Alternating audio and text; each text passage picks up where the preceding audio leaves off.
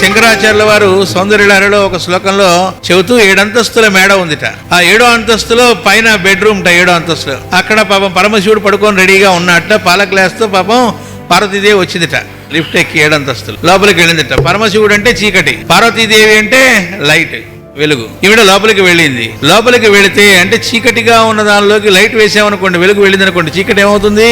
చీకటి పోతుందిగా, వెలుగు వచ్చిందిగా. అంటే పరమశివుడు వెళ్ళిపోయాడా అక్కడి నుంచి అని అడిగారు. పార్వతీదేవి వస్తే పరమశివుడు వెళ్తే కథ ఏముంటుంది? చీకటి వెళ్ళిపోయిందా, చీకటి వెలుగు కలిసి ఉన్నాయా, చీకటే వెలుగుగా అయిందా? వరుసగా ఇక్కడ ప్రశ్నలు. అంటే వాళ్ళు కలవటం ఎప్పుడు జరుగుతుంది?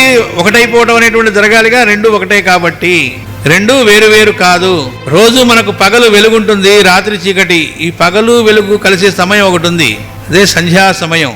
దాన్నే ఏమంటారు? పార్వతీ పరమేశ్వరుడు సంధ్యా సమయంలో లోక సంచారం చేస్తారట అంటే అర్థం. ఈ రెండూ కలిసినటువంటి దాన్ని ఏమంటారు? సంధ్యాదేవి అంటే గాయత్రీదేవి.